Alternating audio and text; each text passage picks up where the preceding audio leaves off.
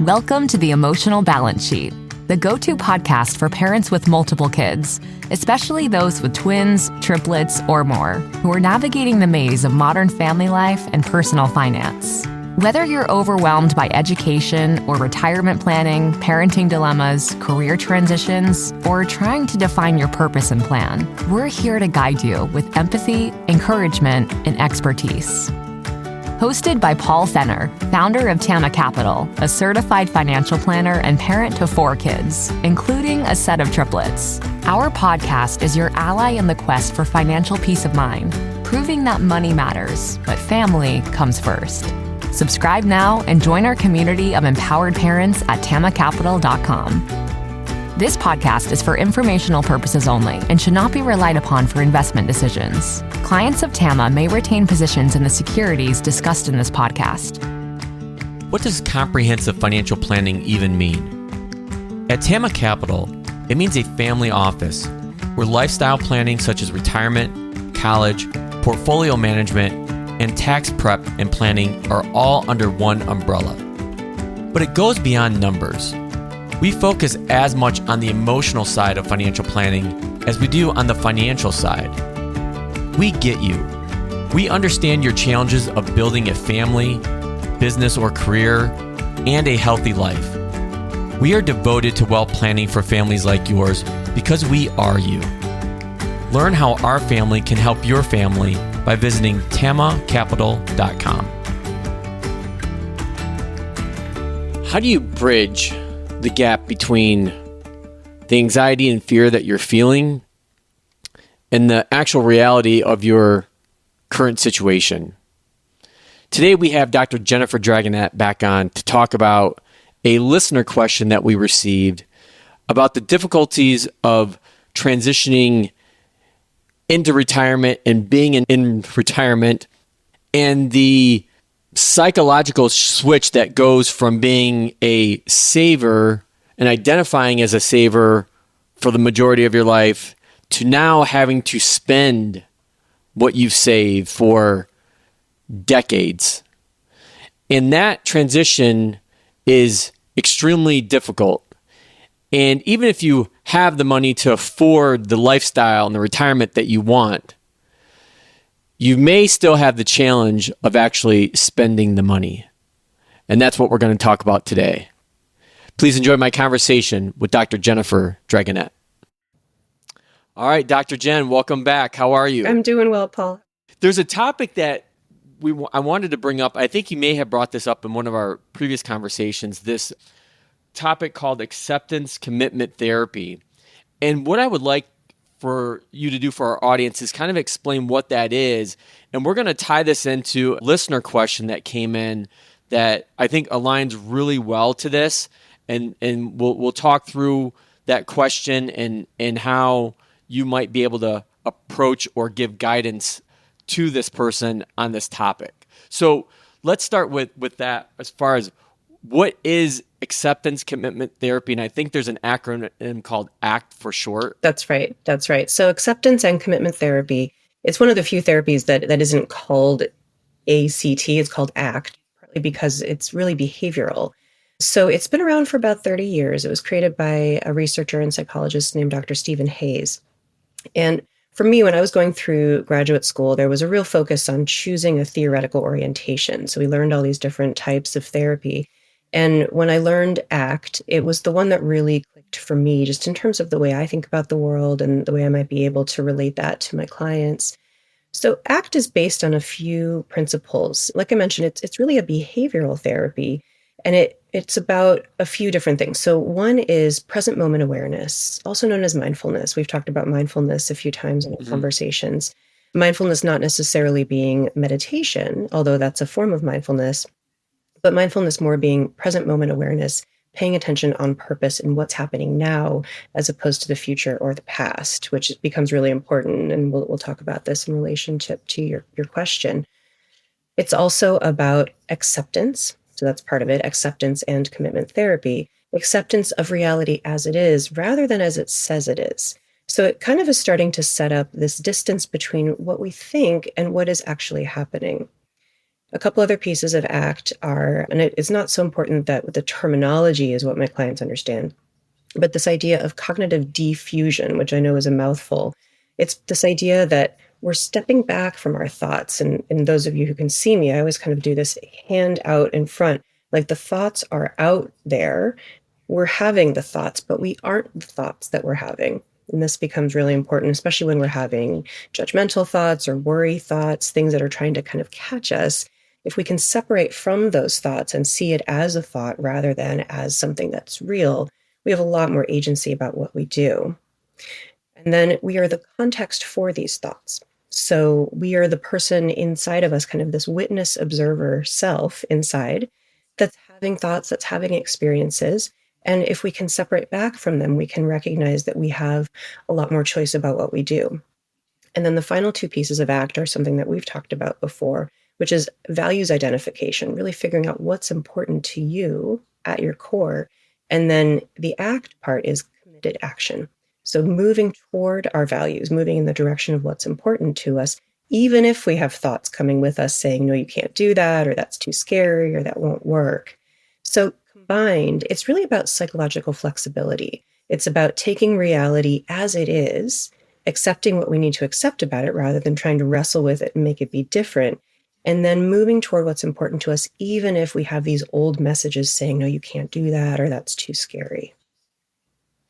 So I think you just summed it up, but if I use my own words with that, I think one word that comes to mind is, and we talk about this, I swear every conversation, is awareness, and identifying that gap between what's reality and what we're actually feeling.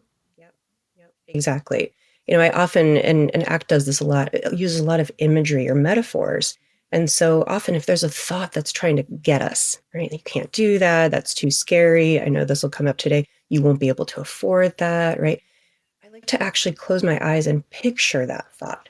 And I know that might sound a little strange. Oftentimes when I do that with a client, they can picture it like a little monster or a gremlin. Or a couple of years ago, someone that I was working with imagined their anxiety like a little spiky COVID ball. Right. And if we can separate out from the worry or the anxiety, we can see it as something that is happening to us rather than something that is part of us. It's interesting because I was just reading this actually a few nights ago. Is that similar to what you might describe as a thought experience as far as like that visualization goes? Because I was reading an article about Einstein actually, and he used to do this a lot. Actually, it was in a book called How to Make a Few $1 Billion by Brad Jacobs, who was a CEO of a couple really big companies.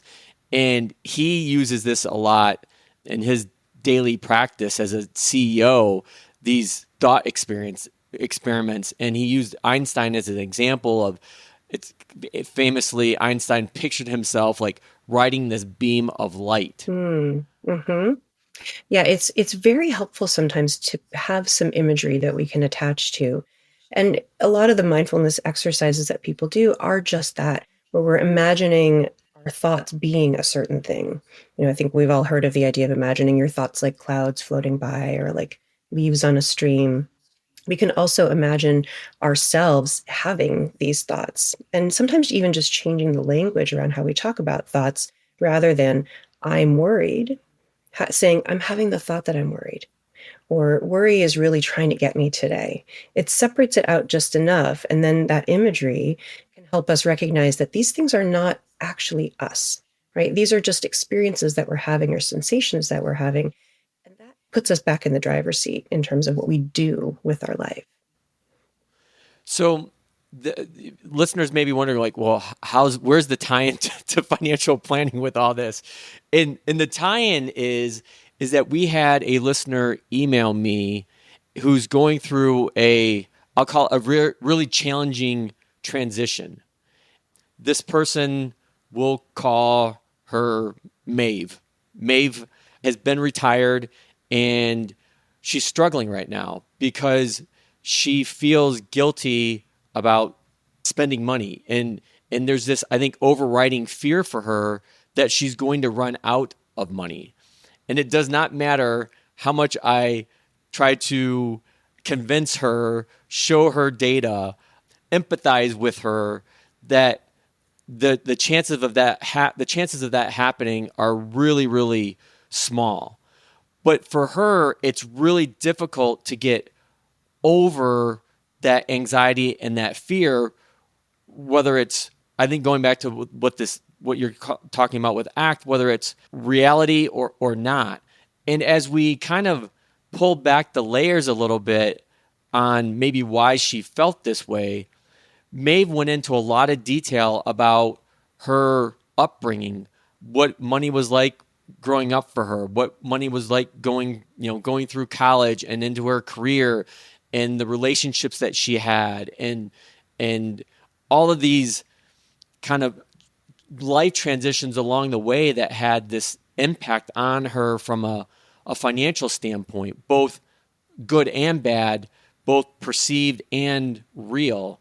And so as she was pouring her heart out to me in this email, I had you first on my mind. I'm like, this is a topic to bring up with Dr. Jen on trying to figure out like how to help her relinquish some of this fear or anxiety, and how do you go about doing that?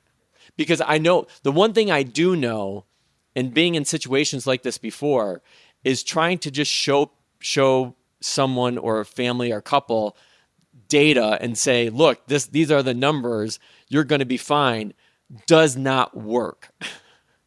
Yeah, it's a beautiful question, and I love that we're starting to get listener questions, because I think that's sometimes the best way to really explain these concepts, is to take a real person and look at how this is contributing to pain in their life, and really not necessarily allow them to live the type of life that they want to be living. I really empathize with Maeve. I have had that thought and feeling before, and I think a lot of us have, where we grow up in a mindset, and it's not the fault of our parents. It's just part of how our society functions, that we're told, save and don't spend and make sure you have enough, and, all of the fear-based messages that we get. And it's not a bad message, because of course the opposite is also scary, and we don't want to be, frivolous and end up at the end of our life, really, really in dire straits.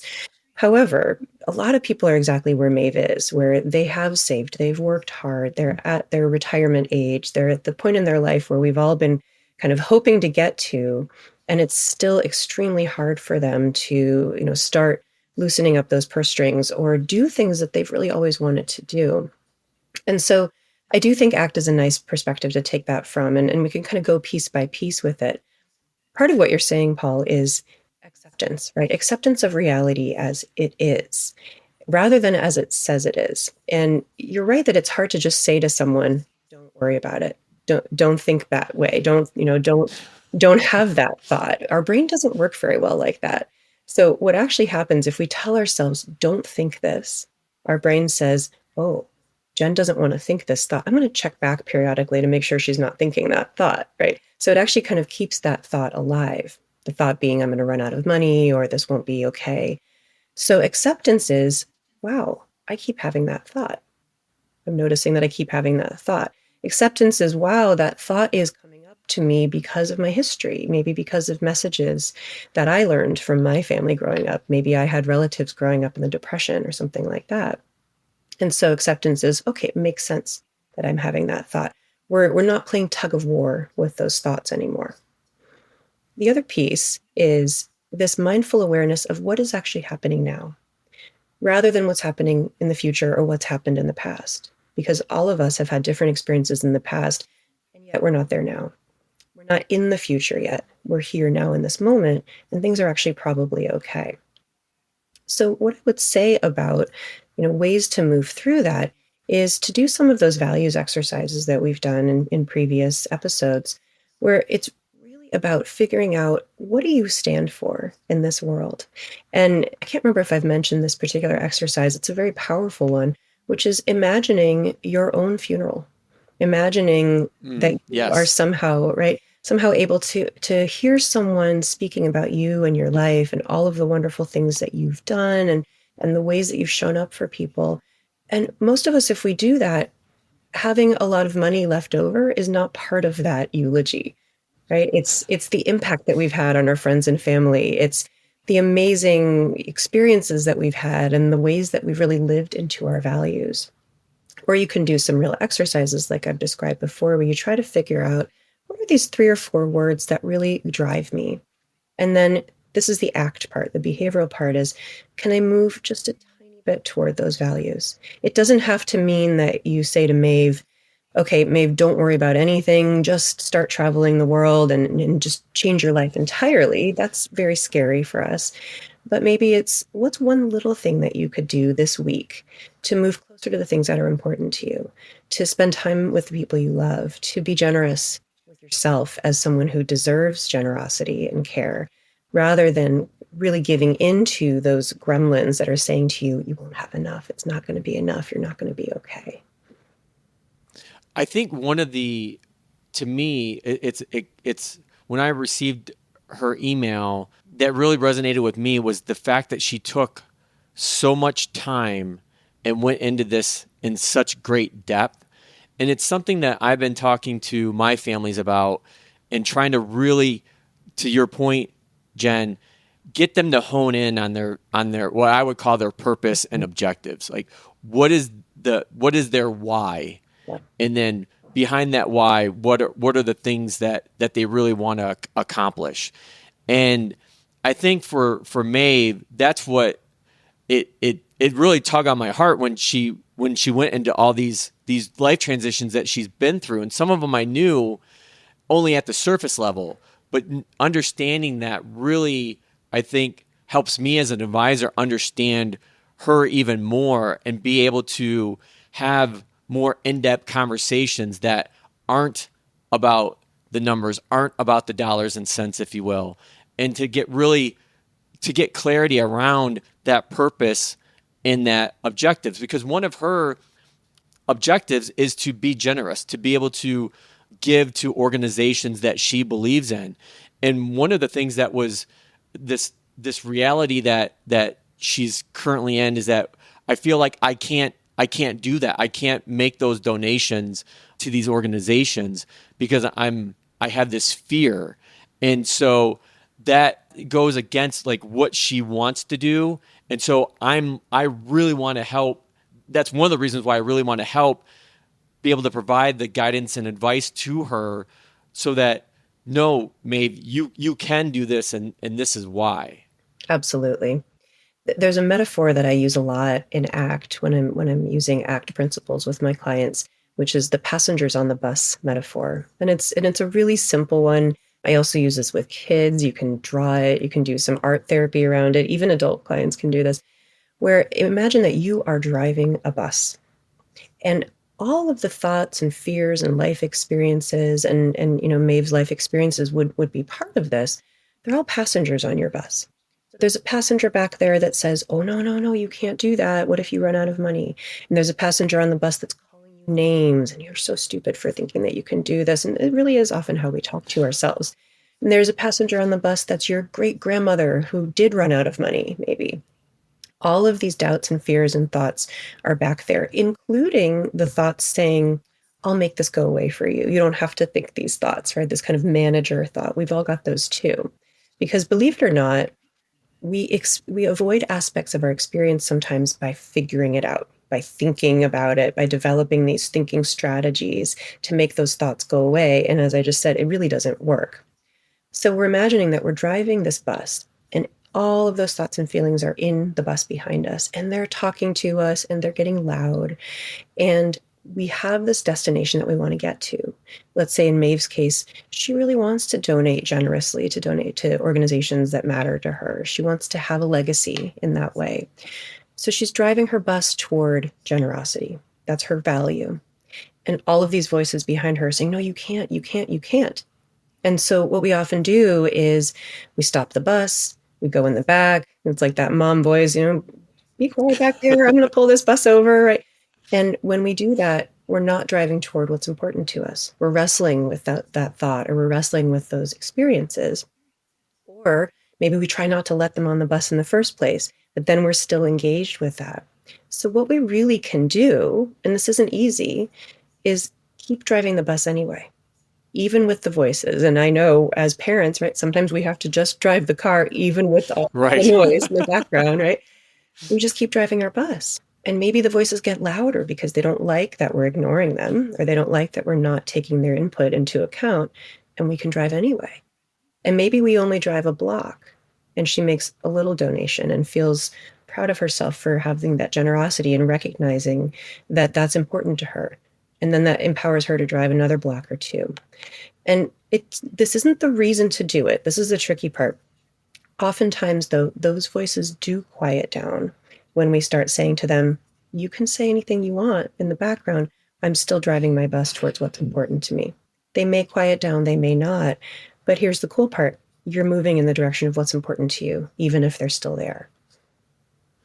I think the other thing that makes what we do special, and I think I've probably talked about this before, and I feel like I keep mentioning this to the families that I meet with at TAMA, is that situations like Maeve, whether she realizes it or not, she's helping everyone else in the TAMA family, all the people that are listening to this, the people that you work with in your practice, because it's getting a situation out there that's probably not talked about enough. Mm-hmm. And even more specifically is this transition to retirement. I don't think is talked about enough. And I'm starting to have conversations with people my age in their late 40s and early 50s about you really need to slow down and give yourself the gift of this time that we keep talking about, I swear, over and over every week or every month. It like Maeve did, is figuring out like what it is that you want to do, going back to the sense of purpose and objectives. Because I'll kind of paraphrase that, I've heard this before, is people that have successful transitions to retirement are transitioning to something, not away from something. So, and to kind of put that even more clarity is people that may be in a career that they absolutely hate, they think retiring is going to solve that problem. And more than likely it's not. It's just you're going to find another problem in retirement. And again, along the way with Maeve's situation is that having all the money that you need sometimes is still not enough because of this transition where you're programmed to save your entire life. And then you get to a point like almost immediately that, okay, now I have to start drawing down and using what I've saved. And that psychologically is a really tough road to get over. It really is. It's so interesting. I just had a new client come in yesterday and we were talking about exactly this, someone who's at that retirement age. And, saving money is not a purpose. It's not a value, right? It's something that we do so that we can live out our purpose and live out our values. And that's just not how we've been taught a lot of the time. And so oftentimes, this is a slightly different question than what Maeve's asking, but oftentimes when I see people at that retirement age, there's this really painful transition from the identity that we've had as a worker, Yes, as a saver, right? I've worked so hard. I've seen myself as a something, right? Like, what do you do? That question, oh, what do you do? That's who we have been. And it's a really painful question to say, well, what do you do now that you're retired? And so I'm really trying to shift that to what are you doing? Who are you, right? Who are you becoming?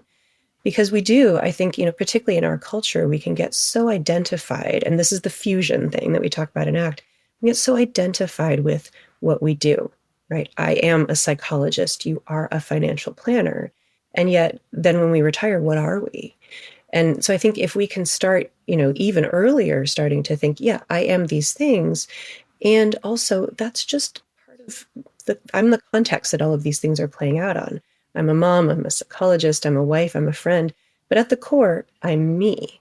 And what's important to me, that guides us so much better than identifying with the labels or the terminology that we've taken upon us to get where we want to go in life.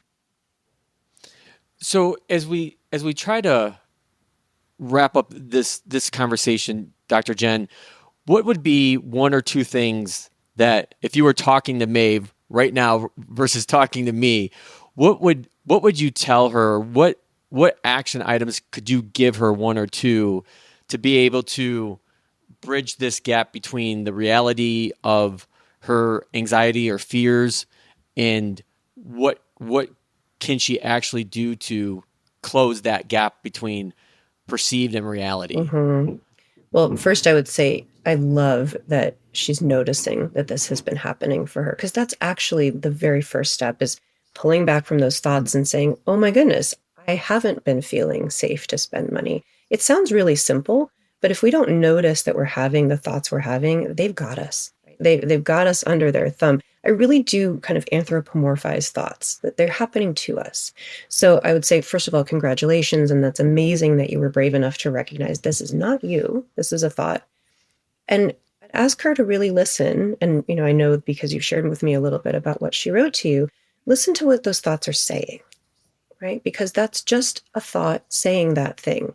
And really try to separate yourself. Can I interrupt you for a second? Mhm. Because that was the episode that she listened to, was using your thoughts as data. Yes. And that's what triggered her to think about this. So sorry, and I'll link to that episode in our show notes. But go ahead. Beautiful. Yeah, I mean, she's really working on this, right? It's amazing, and I think it's a beautiful thing, and it's very brave. I think it's a really brave experience to say, wait a minute, what if these thoughts aren't actual reality, right? What if these thoughts are just thoughts?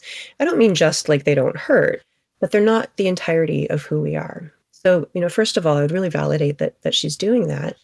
And then go into some of that purpose, right? Talk about, if generosity is a value for you, what does that look like, right? How do you want to be remembered as a generous person?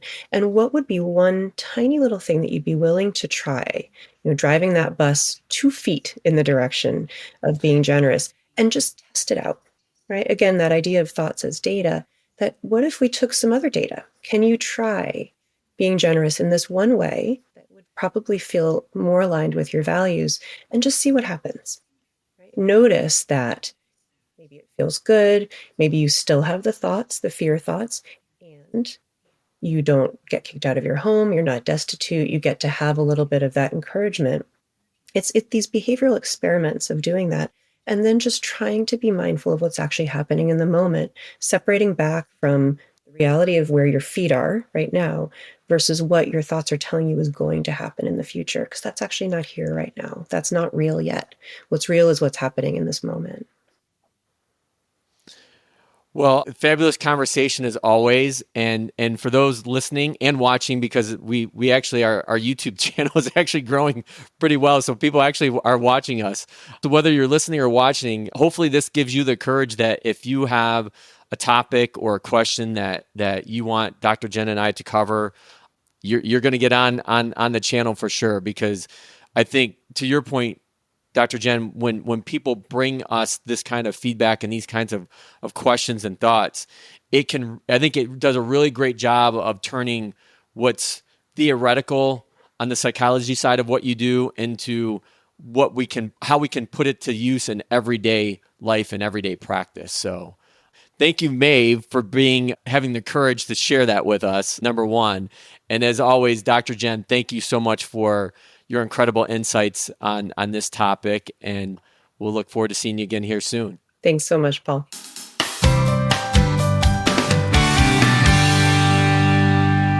So going back through our conversation, I think the point that I want to highlight, that I've been highlighting with families that I've worked with for years and years and years, are these life transitions. And one of the most underrated life transitions, not talked about enough life transitions, is the retirement transition itself. This move from a career that's, for right or wrong, had a huge mark on your identity, who you are, to no longer having that, to identifying yourself as a saver, to now having to spend what you've saved. And I think with our listener question, that challenge is real. That psychological barrier to get over is real. Just because you have enough money, time, doesn't mean that there's not fear, anxiety around that, especially the money part.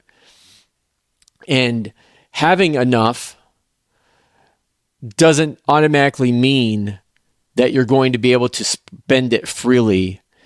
And so as Dr. Jen was her emphasis was on bridging that gap between what we are thinking and what the reality of the situation is. And I think with our listener question with Maeve, it all starts again with awareness. Being able to dive a little deeper into why we feel the way that we do, what's happened in our past, what's currently going on today, what are the fears that we have about the future. How do we synthesize all that to be able to live the life we want, to align with that purpose and those objectives? And that's, I think, one of the points that I really want to get across on these conversations, especially those with Dr. Jen, on being able to have people understand the importance of taking the time to really think about this, to give yourself the time and space required to make great decisions. Now that you've made it to the end of another great conversation, are you looking for more? If so, head over to tamacapital.com, where you will find all of our conversations. Use the search feature to find the topic or guest you would love to learn more about. Also, don't forget to make someone else's day by sharing our show. Thank you so much, and we'll see you next time.